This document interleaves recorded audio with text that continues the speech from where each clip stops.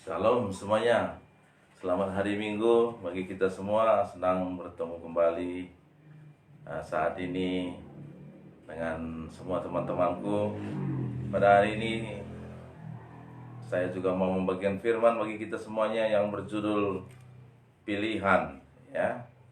Jadi pada hari ini kita akan belajar tentang pilihan kita di dalam hidup ini sebagai makhluk yang diberikan keinginan bebas bagi manusia. Kita diberikan suatu pilihan bagi kita untuk menentukan masa depan kita. Pilihan kita inilah yang membuat masa depan kita, yang mempengaruhi nantinya bagaimana masa depan kita, ya. Jadi kalau kita memilih yang baik, masa depan kita yang baik. Kalau kita memilih yang buruk, tentu saja masa depan kita yang buruk. Apapun yang terjadi saat ini di masa pandemi COVID-19 ini tentu juga berdasarkan pilihan kita di masa lalu, dan Tuhan mengizinkan itu semuanya terjadi. Dan apapun yang terjadi itu adalah yang terbaik bagi kita semuanya, sekalipun tidak sesuai dengan apa yang kita kehendaki semuanya. Namun ada suatu masa pada waktu itu, sekitar ribuan tahun di bumi ini, bahwasanya manusia itu sudah memakan anaknya sendiri. Dalam arti kata memang memakan tubuhnya. Dari tubuh anak itu dimasak dan dimakan. Mengapa itu terjadi? Karena manusia mempunyai pilihan untuk meninggalkan jalan-jalan Tuhan. Manusia memiliki pilihan untuk menyembah kepada berhala, menyembah kepada Allah yang bukan sebenarnya Allah, menyembah kepada dewa-dewa, menyembah kepada setan-setan, menyembah kepada patung-patung. Namun pilihan ada pada kita. Namun saya akan bagikan sebentar firman Tuhan ini bagi kita, supaya kita menyadari bahwa sesuatu yang lebih buruk daripada saat masa pandemi ini pernah terjadi di bumi ini. Saya bacakan kepada kita di dalam 2 Raja pasal 6. 2 Raja pasal 6 ayat 26 sampai 29 saya bacakan bagi kita. Suatu kali ketika Raja Israel berjalan di atas tembok, datanglah seorang perempuan mengadukan halnya kepada raja sambil berseru, "Tolonglah ya tuanku raja." Jawabnya, "Jika Tuhan tidak menolong engkau, dengan apakah aku dapat menolong engkau? Dengan hasil pengirikan atau hasil pemerasan anggur?" Kemudian bertanyalah raja kepadanya, "Ada apa?" Jawab perempuan itu. "Perempuan ini berkata kepadaku, berilah anakmu laki-laki supaya kita makan dia pada hari ini, dan besok akan kita makan anakku laki-laki. Jadi kami memasak anakku dan memakan dia. Tetapi ketika aku berkata kepadanya pada hari berikutnya, berilah anakmu supaya kita makan dia, maka perempuan ini menyembunyikan anaknya." Teman-temanku semuanya, keadaan yang sangat buruk pernah terjadi di Israel pada waktu itu.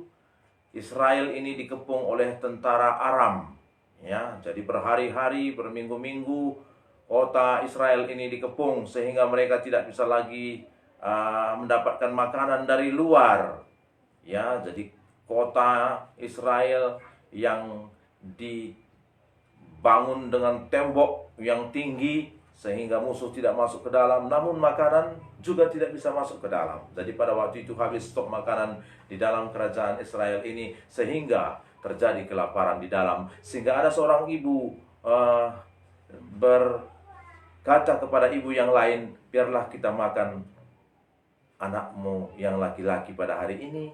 Dan mereka memasaknya dan memakan anaknya yang laki-laki itu, dan kemudian besok kita makan lagi anakku. Namun pada hari esoknya ibu ini tidak mau anaknya dibunuh dan dimasak. Dan hal ini diadukan kepada raja. Nah, kenapa? Karena raja bersama orang-orang Israel pada waktu itu tidak datang lagi kepada Tuhan.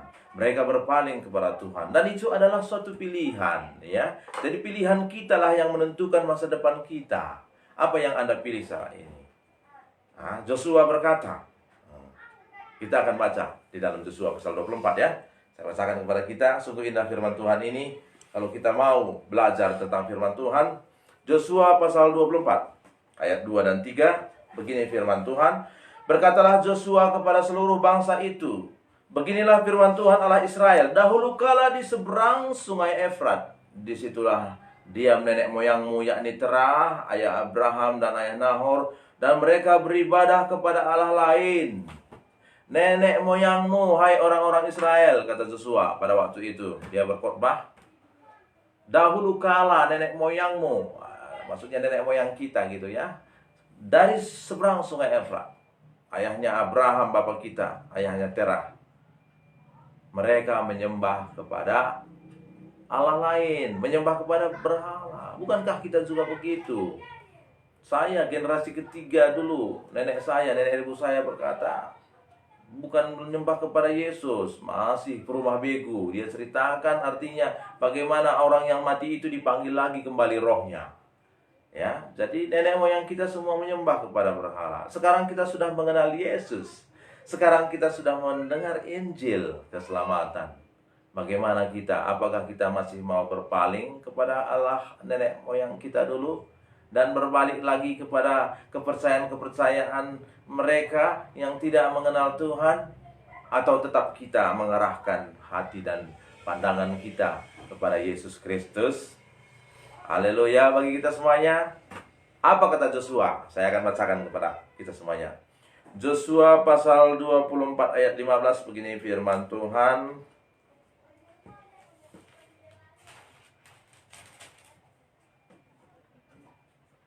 Tetapi jika kamu anggap tidak baik untuk beribadah kepada Tuhan, pilihlah pada hari ini kepada siapakah kamu akan beribadah. Allah yang kepada nenek moyangmu beribadah di seberang sungai Efrat, atau Allah orang Amori yang negerinya kamu diami ini. Tetapi aku dan seisi rumahku, kami akan beribadah kepada Tuhan. Puji Tuhan. Teman-temanku semuanya, Joshua berkata pada hari itu, pilihlah. Kalau memang kau memilih aku sebagai pemimpin, karena pada waktu itu Musa sudah meninggal, jadi Joshua menggantikan dia. Pilihlah sekarang.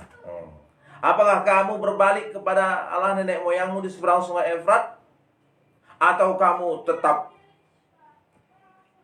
menyembah kepada Tuhan? Namun aku dan seisi keluargaku akan menyembah kepada Tuhan. Itulah perkataan Joshua pada hari itu.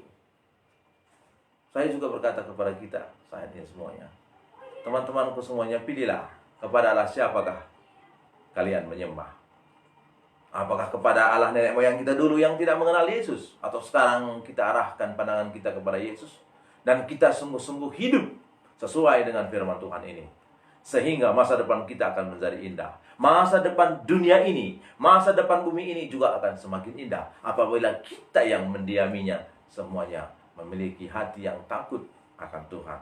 Tapi saya, Rasmar Bangun, akan memilih untuk tetap setia menyembah kepada Tuhan Yesus dan akan sungguh-sungguh berbagi hidup saya pada Tuhan sepenuhnya, jiwa-jiwa. Saat ini juga saya berbagi kepada saudara semuanya, teman-teman saya. Pilihan kita, kalau saya berkata, pilihlah Tuhan Yesus. Amin. Terpujilah nama Tuhan. Hari ini sampai di sinilah saya sampaikan firman, dan saya akan menyanyikan sebuah lagu, Andaikan Ku Harus Memilih, ya.